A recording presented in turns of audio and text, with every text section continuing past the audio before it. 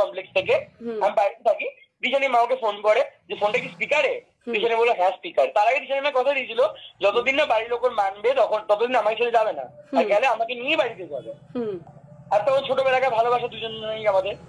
সেই সময় ওর মা ফোন করে বলে তোকে এক্ষুনি অনু বাড়ি চলে, তুই চাকরি লাসের সাথে বিয়ে দেবো, তোর এখানে সংসার হবে না অনু, থাকতে পারবি না, তুই চলে আয়। দিয়ে দিশানি ফট করে ওর বাবার বন্ধুকে পাঠায় দিশানির মা, আর দিশানি সাইকেলে চেপে চলে যায় বাবার বাড়িতে। মানে আমার বাড়ি দিশানির বাড়ি 2 মিনিট, তাকে পাড়াতে বলতে পারো, দুটো বড় পাড়া, তারপরে দুটো কলোনি আর ছোট দড়ি মোড়। ওকে, এবার কে আমরা কথা বলছি? হ্যালো দিদি। হ্যাঁ বলো ভাই। দিয়ে দিশানি বাড়িতে যায়, ওর বাড়িতে সারাদিন থাকে। তারপরে সন্ধ্যাবেলা থেকে আমাকে ফোন করে দিশানি আমাকে নিতে হয়। আমি না সারাদিন হাওয়া করে কেটেছি, আমি আমার মা বাবা 3 জন মিলে কষ্টে। আমি ছোট, আমার বাবা ভাবছে যে ছেলেটা প্রথমবার শ্বশুর বাড়ি যেতে পারলো না, মেয়েটা চলে গেল, এত কষ্ট করে বিয়ে দিলাম। বাবা আমার সারাদিন না দিয়ে কেটেছে, আমিও কেটেছি। সন্ধ্যাবেলা আমি যখন ফোন করলো, মা বললো যা তুই নিয়ে আয়। আমি বাইকটা নিয়ে বাড়ির সামনে গেলাম। দিশানির মা বাবা আমার বাড়িতে ডাকলো, আমাকে মিষ্টি আপ্যায়ন যেরকম ভাবে করা হয় জামাইকে ওইভাবে আপ্যায়ন করা শুরু করলো। দিয়ে আমাকে বললো আমি যাবো তোমাদের বাড়িতে, মিষ্টিগুলো খাও। আমি বললাম কাকু আমি তো খেতে পারবো না, আমার বাবা মা নাচে আছে, যেদিনকে আমাকে মেয়েকে একসাথে রেখে নিয়ে আসবে আমি অবশ্যই খেয়ে যাবো, এটা আমি বলি বললাম আমাকে। দিয়ে বাবা বলে আমি অবশ্যই যাবো হ্যান ত্যান বলে আমাকে দিশানিকে নিয়ে বাড়ি পাঠিয়ে দেয়। আমি দিশানিকে নিয়ে বাড়ি চলে আসি। দিশানি আমাকে সোনাই বলে ডাকতো, দিশানি আমাকে সোনাই বলে ডাকতাম। তখন রাত্রেবেলা দিশানি আমাকে বলছিল একটা কথা বললো, আমি হ্যাঁ বলো। বলছে আমি বাড়ি যাওয়ার না মাথা ঘুরে গেছিল। বললাম আচ্ছা বুঝলাম, যে কি হয়েছে? বলছে আমি একটা ডাক্তার এসেছিল, বলেছিলাম আমি প্রেগনেন্ট, এরকম একটা আমি প্রেগনেন্ট। আচ্ছা, এরকম একটা ব্যাপার ঘটে। আমাকে বললাম আচ্ছা বুঝলাম, তুমি মায়ের কাছে ডাক্তার দেখাবে।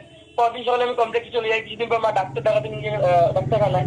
সেখানে ডাক্তার বললো যে পেটে বাচ্চা আছে, আর বাচ্চাটা বয়স অনেকটা বেশি, 1.5 মাসের বেশি।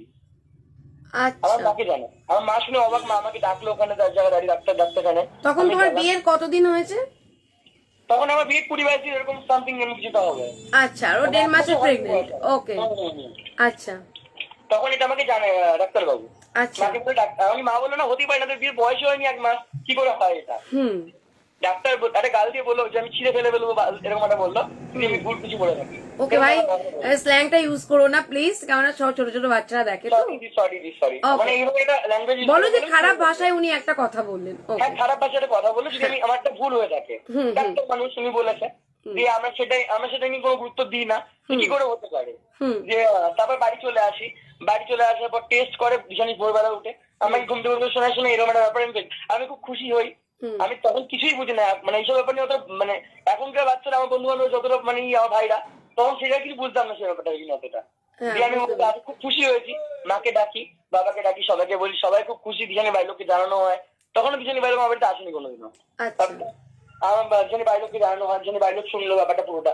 দিশানি মারা আলোচনা করলো, আমরা আলোচনা করলাম যে এই তো বয়স, এই বছর রাখাটা ঠিক না। দিশানি মা বলছে, এবার দিশানি আমাদের কাছে জানতে চাইছে, আমাদের কাছে জানতে চাইছে, আমার মামাকে জানলো, দিশানিকে জানলো। সবাই বলছে না এই বয়সে আমরা কিছু ভাববো না, ভবিষ্যৎ নিয়ে ভাবো। এখন তো আমাদের বয়স 18 বছর হয়নি, এখন যদি একটু ভাবতে শুরু করি লাইফটা পুরো শেষ হয়ে যাবে। একটু বড় হই তারপর এইসব নিয়ে আমরা ভাববো। ওটাকে অ্যাবর্শনের জন্য তখন দিশানি মা বলে আমরা এইটা নি সবাই মিলে। সব পুরো বাড়ি ফ্যামিলি নিয়ে কথোপকথন হয় দিদি, কারো একার মত না, দিশানির মত না আমাদের মত, কারো একার জন্য হয়নি এটা।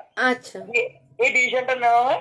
যে পরের দিনকে নার্সিং হোমে আমার মা বাবা, দিশানির বাবা মা সবাই মিলে যায় অ্যাবর্শনের জন্য।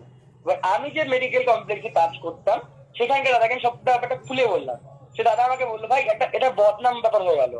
বললাম কেন দাদা? বললো যদি এই ব্যাপারটাকে নিয়ে টেস্ট করে রাখতিস তো লাইফে তোর মাও দিশানি কি কোনো খারাপ কথা বলতে পারতো না, এমনকি দিশানি উঁচু গলা করে বাঁচতে পারতো। তো দাদাটা আমাকে বললো, কারণ সেটাও তো কথা ঠিক বলেছো, এটাকে নিয়ে লাইফে অনেক প্রবলেম হতে পারে। যে আমাকে কাজ কর, ডক্টর ল্যাবসে রিপোর্ট করা সত্যি এটাকে আদৌ সত্যি কতদিনের না কতদিনের নয় বেবিটা।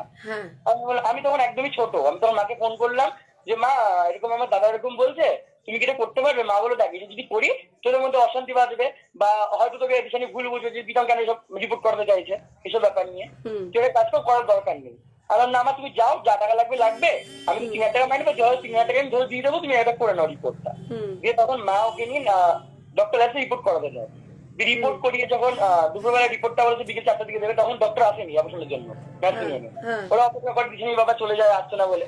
দুপুরবেলা আমি বাড়িতে খেতে আসি। আমাকে তখন বাবা ফোন করে বলো তুই রাতারি আয়, দিশানি আর বাড়ি যাবে না। আমি বললাম কেন? তুমি বলো তাড়াতাড়ি আয়। সেই সময় আমি বাইক নিয়ে নার্সিং হোমে যাই, সামনে আমাকে রিপোর্টটা হাতে দেয়। সেখানে রিপোর্টের মধ্যে লেখা থাকে 45 ডেজের বেবিটার বয়স।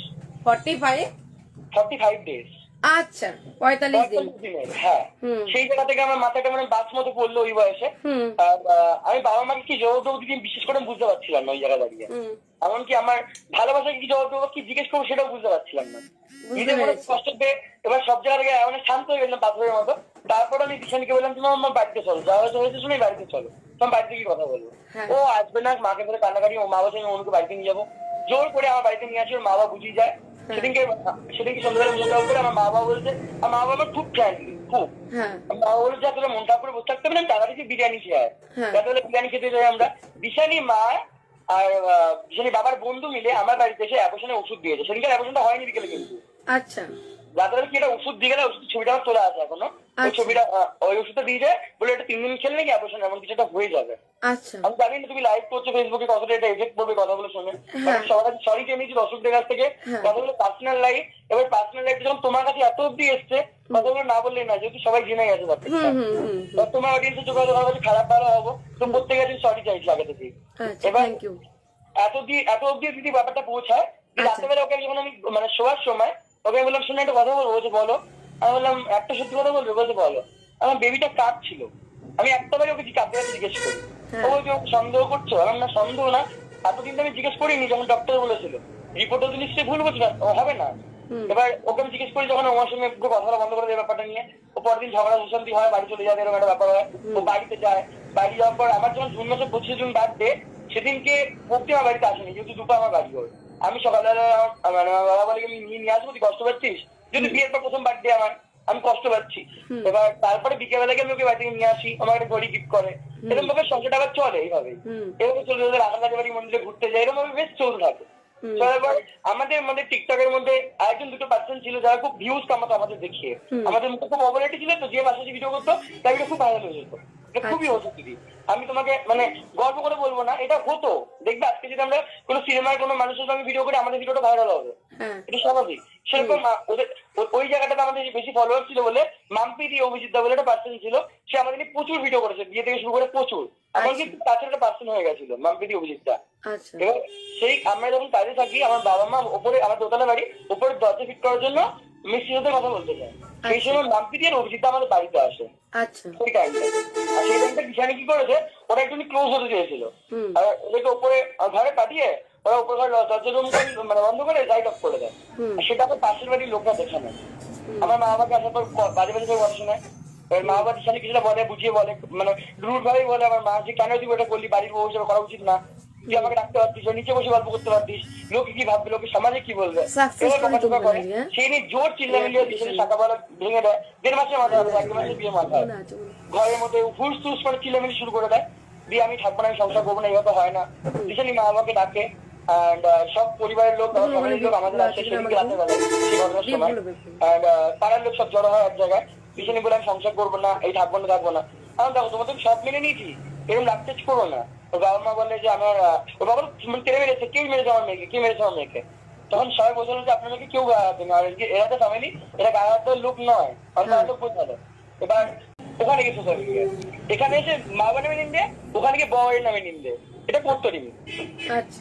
যখন 4 মাসে, যখন প্রিমিয়ার রাজবার মধ্যে পুরোপুরি চলে যায়, বললো আমি আর আসবো না, দিয়ে বাচ্চার ব্যাপারটা হয় 4 মাস